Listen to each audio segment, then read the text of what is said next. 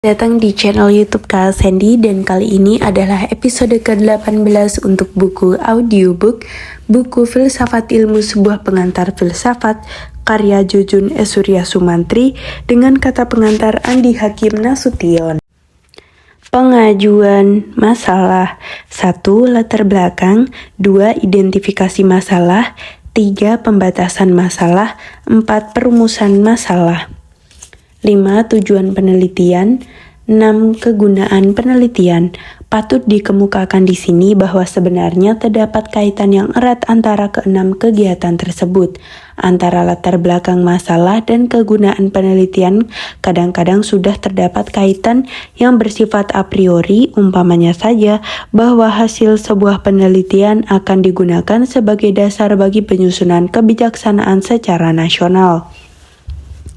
Tentu saja, jika hasil penelitian dipergunakan untuk kebijaksanaan yang bersifat nasional, maka hal ini akan mempengaruhi 4 kegiatan lainnya, terutama sekali proses pembatasan masalah, sebab untuk generalisasi ke tingkat nasional, kita tidak mungkin melakukan inference dari hasil penelitian yang terbatas pada satu kecamatan.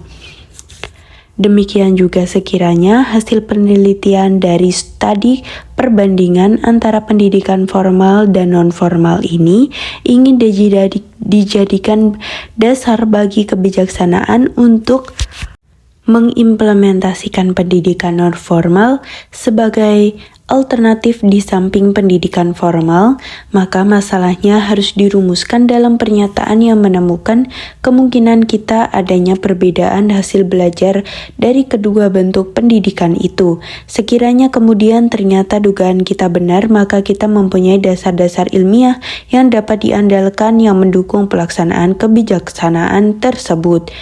Sebaliknya, jika hasil penelitian ini akan dipakai sebagai dasar untuk secara selektif memilih salah satu bentuk pendidikan yang memberikan hasil belajar yang lebih baik, maka masalah harus dirumuskan dalam memperhatikan dan membandingkan hasil belajar dari kedua bentuk pendidikan. Sekiranya dugaan kita ternyata benar bahwa umpamanya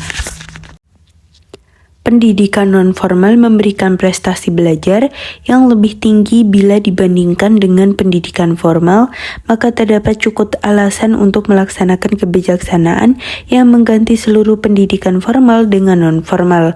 Untuk menguji kedua hipotesis yang berbeda ini, maka diperlukan teknik analisis yang berbeda pula. Secara sistematis, umpamanya, untuk menguji hipotesis pertama yang bersifat membedakan, dapat dipergunakan analisis statistika yang bersifat dua arah atau two-tailed statistical analysis.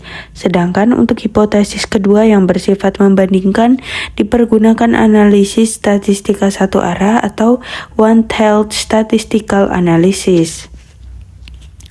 Ilustrasi di atas menunjukkan dengan jelas bahwa keseluruhan langkah dalam kegiatan keilmuan terpadu secara utuh dalam suatu logika ilmiah. Oleh sebab itu, maka yang harus benar-benar dipahami bukanlah sekedar mengetahui langkah-langkah apa yang harus dilakukan melainkan mengetahui dasar pikiran yang melatar belakangi langkah-langkah tersebut. Hal ini erat sekali hubungannya bila dikaitkan dengan pedoman-pedoman penulisan ilmiah yang berasal dari Eropa atau Amerika yang telah mempunyai tradisi keilmuan yang kuat. Bagi mereka, maka format penulisan dibakukan sedemikian rupa untuk tujuan yang bersifat mempermudah atau a matter of convenience. Umpamanya saja dengan secara langsung menyatakan postulat, asumsi, dan prinsip setelah perumusan masalah. Bagi kita sendiri, sebaiknya logika berpikir ilmiah itulah yang didahulukan, dan dengan demikian maka struktur penulisannya mencerminkan alur jalan berpikir. Sekiranya postulat, asumsi, dan prinsip itu dipergunakan dalam penyusunan kerangka teoritis dalam pengajuan hipotesis, maka ketiga pikiran dasar tersebut sebaiknya dinyatakan dalam bagian kajian teoritis dan bukan pada pengkajian masalah. Biasanya memang pada kajian teoritis itulah yang diperlukan pernyataan secara surat mengenai pikiran-pikiran dasar yang melandasi kerangka argumentasi kita. Namun, hal ini bukan berarti bahwa pada bagian-bagian lain tidak diperlukan adanya pikiran-pikiran dasar seperti postulat, asumsi, dan prinsip. Yang ingin digarisbawahi adalah jangan sampai kita terpukau oleh suatu format tanpa mengetahui hakikat dan fungsi dari format tersebut. Penyusunan kerangka teoretis. Setelah masalah berhasil dirumuskan dengan baik, maka langkah kedua adalah dalam metode ilmiah adalah mengajukan hipotesis. Hipotesis merupakan dugaan atau jawaban sementara terhadap permasalahan yang diajukan, seperti diketahui dalam memecahkan berbagai persoalan terhadap bermacam cara yang dapat ditempuh manusia. Secara garis besar, maka cara tersebut dapat dikategorikan kepada cara ilmiah dan cara non-ilmiah. Tentu saja dalam kegiatan penelitian ilmiah, maka cara yang harus dipakai dalam memecahkan masalah adalah cara ilmiah. Cara ilmiah dalam memecahkan persoalan pada hakikatnya adalah mempergunakan pengetahuan ilmiah sebagai dasar argumentasi dalam mengkaji persoalan agar kita mendapatkan jawaban yang dapat diandalkan. Hal ini berarti bahwa dalam menghadapi permasalahan yang diajukan, maka kita mempergunakan teori-teori ilmiah sebagai alat yang membantu kita dalam menemukan pemecahan. Sekiranya masalah yang kita hadapi adalah studi perbandingan dalam prestasi belajar IPA, IPS, Matematika, dan Bahasa Indonesia di SD antara pendidikan formal dan non-formal, maka cara ilmiah dalam memecahkan masalah ini adalah mempergunakan pengetahuan ilmiah tentang pendidikan formal, pendidikan non-formal, pengajaran IPA, pengajaran IPS, pengajaran Matematika, dan pengajaran Bahasa Indonesia dalam memecahkan masalah tersebut. Sebagai contoh, marilah kita mengambil salah satu dari masalah tersebut.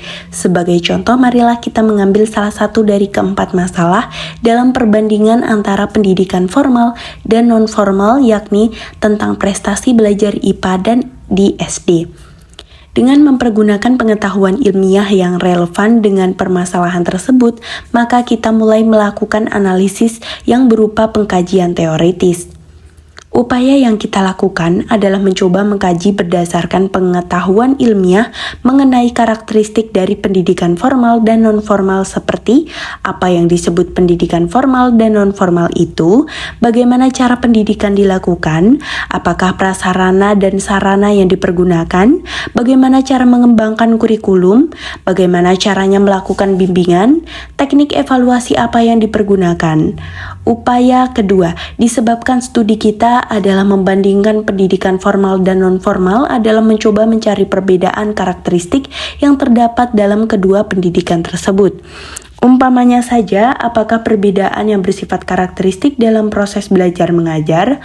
Adakah perbedaan dalam pemberian bimbingan? Adakah perbedaan dalam peranan guru? Berbedakah aktivitas murid dalam kedua proses belajar tersebut? Di mana letak perbedaan dalam pelaksanaan penilaian? Dalam upaya kedua tersebut, kita mencoba mengidentifikasikan perbedaan di antara pendidikan formal dan pendidikan non-formal. Sebab sekiranya terdapat perbedaan prestasi belajar IPA dalam kedua bentuk pendidikan tersebut, maka kemungkinan besar hal ini langsung atau tidak langsung terkait dengan perbedaan karakteristik antara pendidikan formal dan non-formal. Sekiranya hal ini diterima, maka timbullah masalah selanjutnya, mengapa prestasi belajar IPA di SD terpengaruh oleh perbedaan tersebut? Faktor apa saja yang dari pengajaran IPA di SD yang terpengaruh serta bagaimana pengaruhnya? Hal ini mendorong kita untuk melakukan upaya ketiga, yakni mengkaji secara ilmiah mengenai hakikat IPA dan proses belajar pengajar IPA di SD. Apakah yang disebut IPA? Bagaimanakah aspek ontologis, epistemologis, dan aksiologis IPA? Bagaimanakah cara pengajaran IPA di SD? Syarat-syarat apa yang mempengaruhi keberhasilan pengajaran IPA? Bagaimana kurikulum IPA di SD? Bagaimana pengetahuan kita mengenai hakikat IPA dan proses pengajaran IPA di SD akan memungkinkan kita untuk menganalisis bagaimana interaksi antara faktor-faktor IPA dan pengajaran IPA dengan pendidikan formal dan non-formal di SD. Berdasarkan teori-teori ilmiah yang ada, maka kita akan sampai kepada kesimpulan bentuk pendidikan manakah yang akan menghasilkan prestasi belajar IPA di SD yang lebih baik. Argumentasi manakah yang dapat kita kemukakan untuk menjelaskan hal itu? Kesimpulan tersebut di atas disebut hipotesis yang secara susah payah kita turunkan dari pengetahuan ilmiah yang ada. Jadi, tidak benar kalau ada orang yang menganggap bahwa seorang peneliti ilmiah boleh mengajukan hipotesis secara asal-asalan. Seperti diketahui, pada hakikatnya metode ilmiah yang dapat disimpulkan ke dalam dua langkah utama, yakni pertama pengajuan hipotesis yang merupakan kerangka teoritis yang secara deduktif dijalin dari pengetahuan yang dapat diandalkan, dan kedua pengumpulan data secara empiris untuk menguji apakah pernyataan yang sebenarnya mendukung atau menolak hipotesis tersebut.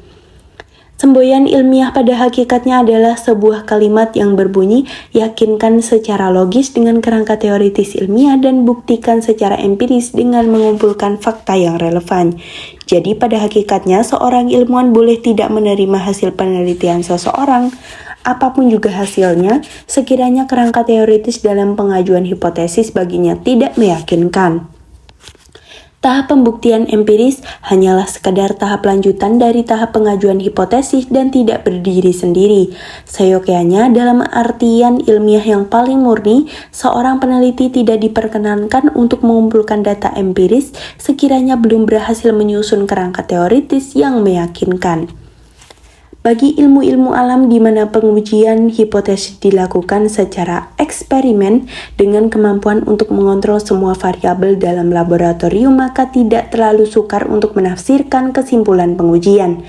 Meskipun kemudian ternyata bahwa hipotesis yang diajukan ditolak dan fakta menunjukkan hubungan konseptual yang berbeda, maka kemampuan untuk mengontrol variabel-variabel yang terlihat dalam gejala memberikan kita landasan yang kuat untuk mengidentifikasikan hubungan sebab akibat yang nyata. Namun bagaimana dengan ilmu-ilmu sosial di mana hubungan antara variabel itu begitu kompleks dan disertai ketidakmampuan untuk mengontrol seluruh variabel tersebut dalam eksperimen kita? Apalagi tentunya metode penelitian yang mempergunakan data yang telah ada seperti metode survei, di mana data secara statistis bisa menunjukkan korelasi yang nyata padahal secara konseptual tidak mempunyai hubungan kausalita. Agar sebuah kerangka teori dapat disebut meyakinkan, maka argumentasi yang disusun tersebut harus dapat memenuhi beberapa syarat.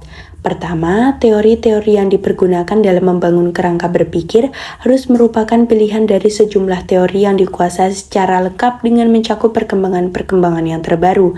Seperti diketahui dalam sebuah disiplin keilmuan, kadang-kadang terdapat lebih dari satu pendekatan yang tercermin dalam berbagai teori dalam mendekati persoalan yang sama. Dalam masalah yang mengenai manajemen umpamanya, paling tidak dikenal 3 pendekatan yang kemudian berkembang menjadi bermacam-macam teori manajemen, yakni pendekatan struktural atau fungsional, teknik atau manajemen sains, dan perilaku atau behavioral. Sifat menyeluruh berarti bahwa dalam kasus seperti manajemen ini, kita harus mengetahui ketiga pendekatan yang dipergunakan dalam analisis manajemen. Sekiranya kemudian kita akan memilih salah satu saja dari ketiga pendekatan ini secara dasar bagi argumentasi teoritis. Hal ini tidak menjadi soal asalkan kita bisa menjelaskan mengapa kita melakukan pilihan tersebut. Demikian juga, sekiranya terdapat beberapa aliran dalam sebuah pendekatan, maka harus dikemukakan alasan mengapa kita memilih aliran tertentu dan tidak aliran yang lain. Di samping itu, harus kita sadari bahwa ilmu berkembang dengan cepat dan sebuah teori yang bersifat afektif pada suatu saat mungkin akan ditinggalkan pada saat yang lain. Oleh sebab itu, maka pengetahuan kita mengenai teori-teori yang akan dipergunakan harus sudah mencakup perkembangan-perkembangan terbaru dalam bidangnya. Hal ini akan memungkinkan kita untuk berargumentasi berdasarkan teori-teori yang pada waktu itu dianggap paling representatif. Mungkin saja kita berhasil menyusun suatu kerangka argumentasi yang sangat meyakinkan dalam pengajuan hipotesis, namun sekiranya argumentasi itu didasarkan kepada teori-teori yang sudah dianggap kuno, maka sukar bagi kita meyakinkan seorang ilmuwan yang mengikuti perkembangan keilmuan dari bidang yang menjadi keahliannya. Lingkup yang bersifat menyeluruh dalam mencakup perkembangan-perkembangan terbaru dalam suatu disiplin keilmuan biasanya disebut the state of the art dari disiplin tersebut. Untuk bisa menyusun kerangka teoritis yang meyakinkan, maka pertama-tama seorang ilmuwan diminta mendemonstrasikan pengetahuannya menjadi the state of the art dari disiplin keilmuan yang akan digunakan sebagai basis analisis dalam pengajuan hipotesisnya. Seperti disebutkan terdahulu, maka berdasarkan pengetahuan tentang the state of the art tersebut, kita harus memiliki teori-teori mana saja yang akan dipergunakan dalam analisis kita. Pemilihan ini harus didasarkan kepada argumentasi yang meyakinkan tentang mengapa kita melakukan pilihan tersebut. Hal ini kita bukan saja kepada pengetahuan teknis tentang teori tertentu, melainkan juga pengetahuan filsafati yang melandasi teori itu. Pengetahuan filsafati tentang suatu teori adalah pengetahuan tentang pikiran-pikiran dasar yang melandasi teori tersebut dalam bentuk postulat, asumsi, atau prinsip yang sering kurang mendapatkan perhatian dalam proses belajar mengajar. Padahal untuk melakukan seleksi terhadap teori mana yang akan dipilih sebagai alat analisis, maka seorang ilmuwan harus mampu mengadakan evaluasi terhadap teori-teori yang ada di mana fokus utama sering diletakkan pada pikiran-pikiran dasar tersebut. Seseorang yang akan menulis tesis atau disertasi seyogyanya mengetahui dengan benar pikiran-pikiran dasar dari teori yang dipakainya. Oleh sebab itu, pada hakikatnya terdapat perbedaan yang fundamental antara pendidikan pasca sarjana yang bertujuan untuk mendidik peneliti ilmiah dengan pendidikan sebelumnya. Pendidikan pasca sarjana ditujukan untuk mengembangkan pengetahuan bukan saja secara horizontal dalam bentuk akumulasi pengetahuan yang bersifat teknis, namun sekaligus pengembangan pengetahuan secara vertikal dalam bentuk analisis yang bersifat filsafati. Perkuliahan pasca sarjana pada hakikatnya paling tidak harus mencakup beberapa hal, mengkaji the state of the art dari suatu disiplin keilmuan yang mencakup seluruh perkembangan teori keilmuan sampai keilmuan yang mencakup seluruh perkembangan teori keilmuan sampai sekarang. Kedua, analisis filsafati dari teori-teori keilmuan yang difokuskan kepada cara berpikir keilmuan yang mendasarkan pengetahuan tersebut dengan pembahasan secara eksplisit mengenai postulat, asumsi, dan prinsip yang mendasarinya. Ketiga, mampu mengidentifikasikan masalah yang timbul sekitar disiplin keilmuan tersebut. Seorang peneliti harus menguasai teori-teori ilmiah sebagai dasar bagi argumentasi kita dalam menyusun kerangka pemikiran yang membuahkan hipotesis. Kerangka pemikiran ini merupakan penjelasan sementara terhadap gejala yang menjadi objek permasalahan kita. Kerangka pemikiran yang berupa penjelasan sementara ini merupakan argumentasi kita dalam memutuskan hipotesis yang merupakan jawaban sementara terhadap permasalahan yang diajukan. Dalam studi perbandingan antara pendidikan formal dan non-formal, umpamanya, sekiranya kita menduga bahwa prestasi belajar IPA dalam pendidikan formal akan lebih baik daripada pendidikan non-formal, maka alasan untuk dugaan tersebut harus terdapat dalam kerangka pemikiran yang juga seperti unsur-unsur kegiatan keilmuan lainnya dituntut berbagai persyaratan agar meyakinkan. Kriteria utama agar suatu kerangka pemikiran kita meyakinkan sesama ilmuwan adalah alur-alur pikiran yang logis dalam membangun suatu kerangka berpikir yang membuahkan kesimpulan yang berupa hipotesis.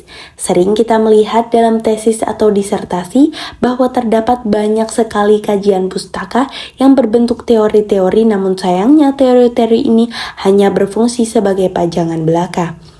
Teori-teori ini sama sekali tidak dipergunakan sebagai premis dalam kerangka berpikir secara logis, melainkan diletakkan begitu saja secara sporadis. Teori-teori ini yang seharusnya merupakan landasan yang kukuh dalam membangun kerangka pemikiran yang utuh, ternyata sekadar merupakan bahan-bahan yang berserakan.